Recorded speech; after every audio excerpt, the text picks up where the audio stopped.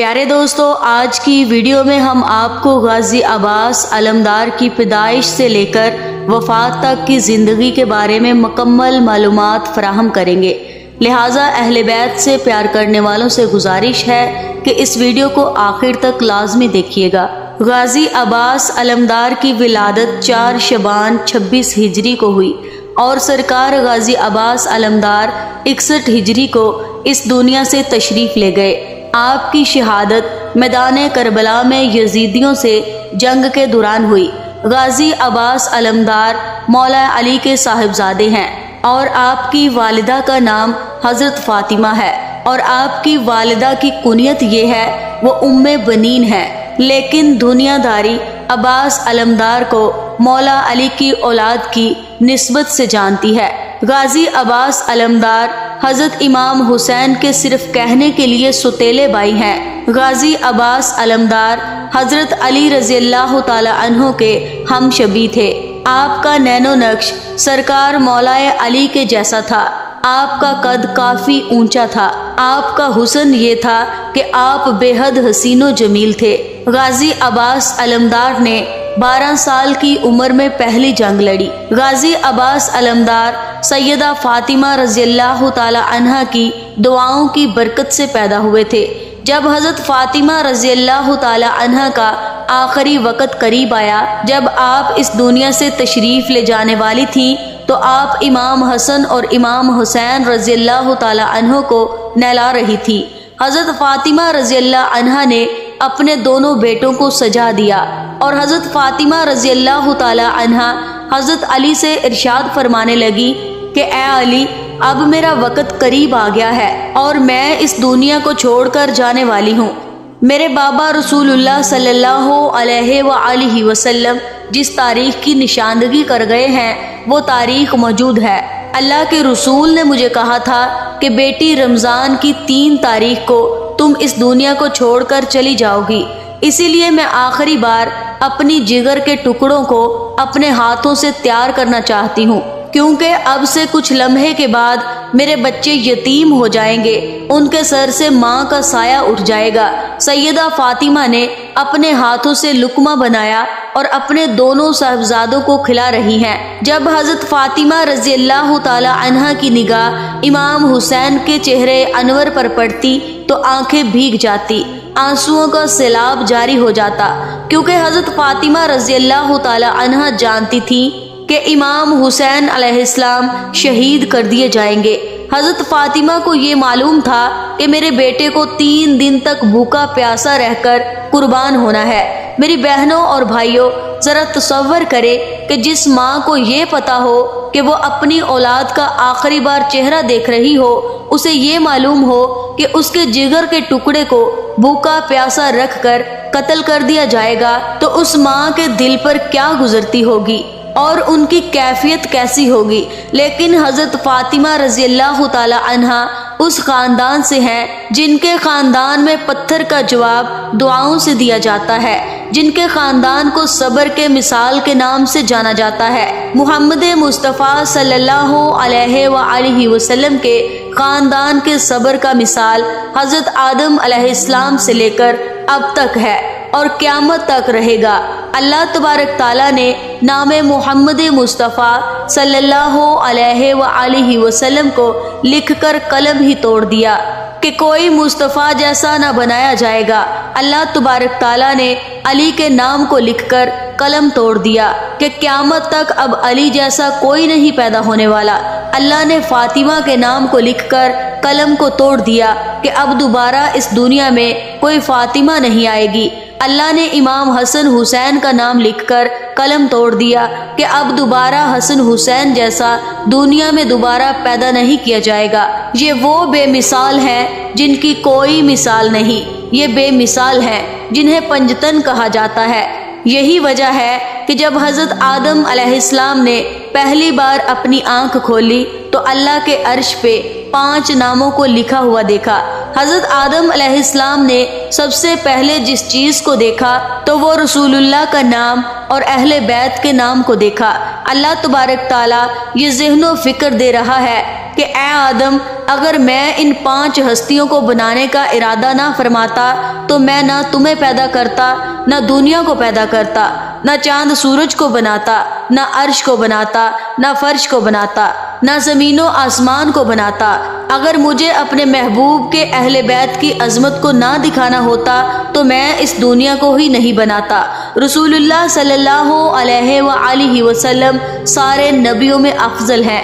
حضرت علی رضی اللہ تعالی عنہ سارے بہادروں میں سب سے افضل ہیں۔ سرکار مولا علی سید الاولیاء ہیں اور قیامت تک پیدا ہونے والے اولیاء کو انہی کی بارگاہ سے فیض ملتا ہے، تب کوئی جا کے خواجہ غریب نواز بنتا ہے۔ یہ احسان ہے سرکار مولا علی کا۔ اللہ تعالیٰ نے حضرت علی کو اپنا شیر کہا اور یہ بے مثال ہیں، ان کا کوئی مثال نہیں۔ اللہ تعالیٰ نے سیدہ فاطمہ کو ساری عورتوں میں سب سے افضل بنایا۔ حضرت فاطمہ تمام جنتی عورتوں کی سردار ہیں اور ان کی کوئی مثال نہیں، یہ بے مثال ہیں۔ اور حضرت امام حسن اور حضرت امام حسین تمام جنتی جوانوں کے سردار ہیں، ان کی کوئی مثال نہیں، یہ بے مثال ہیں۔ اللہ تبارک تعالیٰ نے ان کے جیسا کوئی دوسرا نہ بنایا۔ بہرحال ہم واپس آتے ہیں غازی عباس علمدار کے واقعہ پہ۔ جب حضرت علی رضی اللہ تعالی عنہ نے سیدہ فاطمہ کی آنکھوں میں آنسو دیکھا تو آپ کی آنکھیں بھی چھلک گئیں، آپ کی آنکھوں سے آنسوؤں کا سیلاب جاری ہو جاتا۔ تب حضرت فاطمہ نے حضرت علی سے وعدہ کروایا کہ آپ میری وفات کے بعد دوسری شادی کرنا، اور شادی میں یہ بھی وصیت تھی کہ آپ اس خاندان میں شادی کرنا جس کی نسل بہادروں کی ہو، اس نسل سے جو بیٹے پیدا ہوں گے وہ بھی بہادر ہوں گے، تاکہ میدان کربلا میں جب میرا حسین لڑتا ہوا نظر آئے تو تیرے حسین کا بازو بن کر لڑے، کیونکہ نہ تو اس وقت آپ ہوں گے نہ میرا دوسرا بیٹا حسن ہوگا۔ میں چاہتی ہوں کہ آپ میری وفات کے بعد دوسری شادی کریں۔ حضرت فاطمہ رضی اللہ تعالی عنہا اس دنیا سے تشریف لے گئی۔ سیدہ فاطمہ کی وفات کے بعد حضرت علی نے اپنے بھائی حضرت عقیل سے اشارہ فرمایا کہ دیکھو کوئی عرب میں شجاعت ترین خاندان ہو، اس میں باحیا اور شریف خاتون کا انتخاب کرو تاکہ فاطمہ کی وصیت اور دعا قبول ہو جائے۔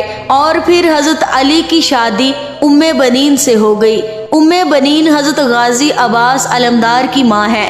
حضرت علی رضی اللہ تعالی عنہ اللہ تبارک تعالیٰ سے دعا مانگا کرتے تھے کہ یا اللہ مجھے عباس جیسی اولاد عطا کرنا جو میرے بیٹے حسین کے ساتھ کاندھے سے کاندھا ملا کر کربلا میں چلے۔ آپ کو یہاں پر ایک اور بات بتاتی چلوں کہ حضرت عباس کے معنی ہوتے ہیں شبیر۔ یہ عربی کے الفاظ ہیں، عربی میں ایک الفاظ کے کئی معنی ہوتے ہیں۔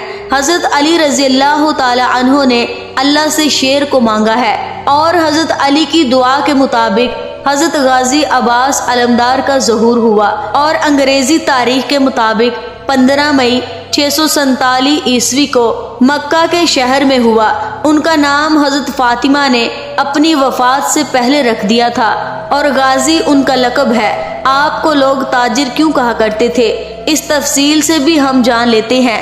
جب حضرت غازی عباس علمدار پہلی بار میدان جنگ میں جا رہے تھے تو حضرت علی نے اپنے ہاتھوں سے تیار کیا، اور حضرت علی نے اپنا امامہ شریف اتار کر عباس علمدار کو پہنایا، اور اپنا پٹکا جسم نفیس پر باندھا، اور اپنی تلوار ذوالفقار کو ان کے ہاتھ میں تھمایا اور گھوڑے پر سوار کیا۔ جب عباس علمدار تھوڑے دور نکلے تو سرکار مولا علی نے آواز دی کہ غازی ذرا پلٹے، تجھے میں جی بھر کے دیکھ لوں، کیا پتا تو واپس آئے یا نہ آئے۔ تو حضرت عباس علمدار اپنے باپ علی سے کہتے ہیں بابا میں آپ کی اولاد ہوں، اگر میں خیبر کی یاد نہ دلا دوں تو مجھے معاف نہ کرنا۔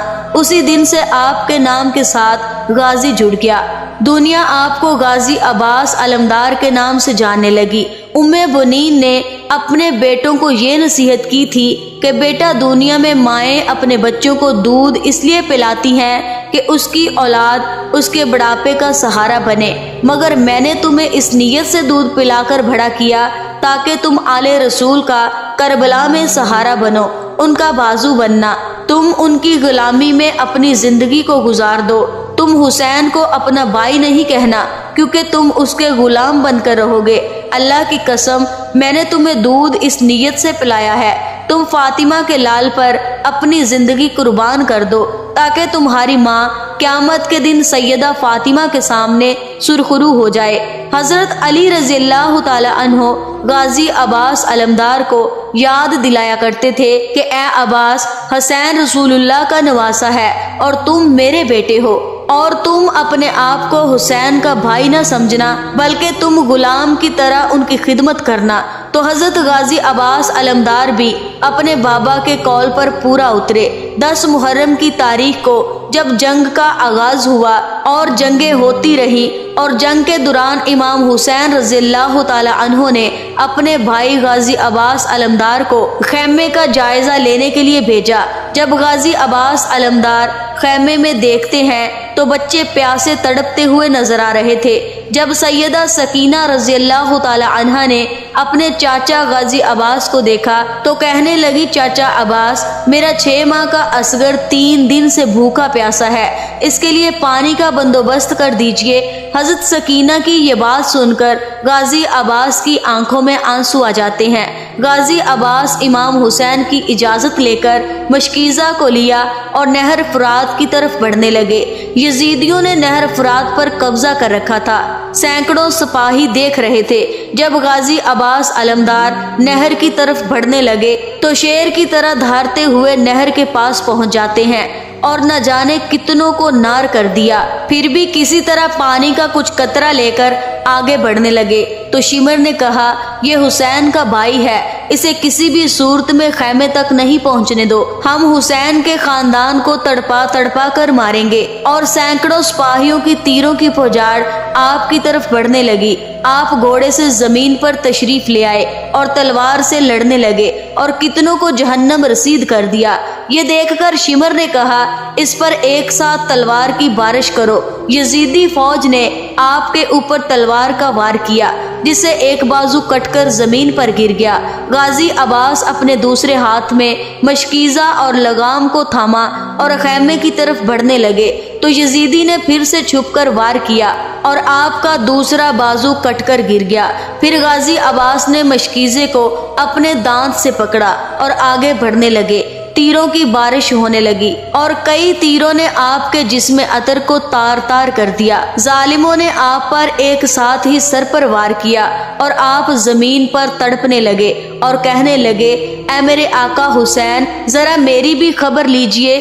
جب امام حسین دوڑ کر آپ کی طرف پہنچے، امام حسین علیہ السلام نے آپ کے سر مبارک کو اپنی گود میں لیا تو غازی عباس فرمانے لگے، اے مولا حسین، مجھے معاف کر دیجئے، میں آپ کی شہزادیوں تک پانی نہ پہنچا سکا۔ تو امام حسین کہنے لگے، میرے بھائی عباس، اللہ تبارک تعالیٰ کو یہی منظور ہے کہ وہ ہمارا امتحان بھوک اور پیاس سے لینا چاہتے ہیں۔ پھر غازی عباس علمدار امام حسین سے کہتے ہیں، اے میرے آقا، جب میں پیدا ہوا تو آپ کے چہرے مبارک کو سب سے پہلے دیکھا تھا، اور آج جب میں دنیا سے جا رہا ہوں تمنا یہ ہے کہ آپ کے چہرے کو دیکھتا رہوں، مگر میری ایک آنکھ پر تیر لگا ہے اور دوسری آنکھ خون سے بری ہے۔ امام حسین غازی عباس کی آنکھ سے خون ہٹاتے ہیں۔ پھر غازی عباس علمدار امام حسین رضی اللہ تعالی عنہ کے چہرے انور کو دیکھتے ہیں اور آپ کی روح پرواز کر جاتی ہے۔ امام حسین نے فرمایا، میرے بھائی، چند لمحوں میں بھی تم سے ملنے آ رہا ہوں، تم میرا انتظار کرو۔ جب جنگ ختم ہو گئی، ساری شہادتیں ہو گئی، امام حسین کے خاندان کے ایک ایک فرد کو مار دیا گیا، قتل کر دیا گیا، تو یزیدیوں نے کہا غازی عباس علمدار کے سر کو نیزے پر کھڑا کیا جائے، مگر آپ کا سر مبارک بار بار نیزے سے گر جاتا تھا۔ یزید کہنے لگا، آخر اس کا سر نیزے پہ کیوں نہیں رک رہا؟ سر مبارک سے آواز آ رہی تھی، میں نے کبھی رسول اللہ کی نواسیوں کو سر اٹھا کر نہیں دیکھا، تو آج میں کیسے انہیں سر اٹھا کر دیکھ سکتا ہوں؟ آج کیسے ان کے سر کو بنا کپڑوں کے دیکھ سکتا ہوں؟ اتنا سننا تھا، یزیدیوں نے آپ کے مقدس سر کو گھوڑے کے بال سے باندھ دیا اور رسول اللہ کے خاندان کو شام کی طرف لے کر بڑھ گئے۔ یہ وہ عظیم شہادت ہے، یہ وہ عظیم تاریخ ہے سرکار غازی عباس علمدار کی۔ اپنے خون کا آخری قطرہ تک بہا دیا आले रसूल के कदमों पर अपनी जान को निछावर कर दिया। इमाम हुसैन के कदमों पर और अपने बाबा हजरत अली और अपनी माँ उम्मे बनीन से किया हुआ वादा निभाया। जब मुहद्दिस इस तारीख को लिखता है तो कलम थरा जाती है। सब्र का ऐसा पैगाम दिया हजरत अली के नवासों ने, सब्र का ऐसा पैगाम दिया रसूलुल्लाह के नौनहालों ने। जब मुहद्दिस इस तारीख को लिखता है तो कलम थरा जाती है, हाथ रुक जाता है। ये वो अजीम हस्तियां हैं, ये वो हैदर करार के सिर है। इनके खून के वसीले से अल्लाह की बारगाह में जो दुआ मांगी जाती है, अल्लाह तबारक ताला उन दुआओं को कभी रद्द नहीं करता। अल्लाह तबारक ताला इन तमाम दुआओं को कबूल कर लेता है। सरकार गाजी अब्बास अलमदार, तुम पे लाखों सलाम। आज के बयान में बस इतना ही। इंशाल्लाह मिलते हैं अगले बयान में। अल्लाह तबारक ताला से दुआ है अल्लाह तबारक ताला सरकार गाजी अब्बास अलमदार के सदक़े के तुफ़ैल में तमाम उम्मत मुस्तफ़ा की मग़फ़िरत फरमाए। आमीन या रब्बुल आलमीन। मज़ीद ऐसे ही बयान सुनने के लिए हमारे चैनल को सब्सक्राइब करके हमारी फैमिली का हिस्सा ज़रूर बनिएगा। शुक्रिया।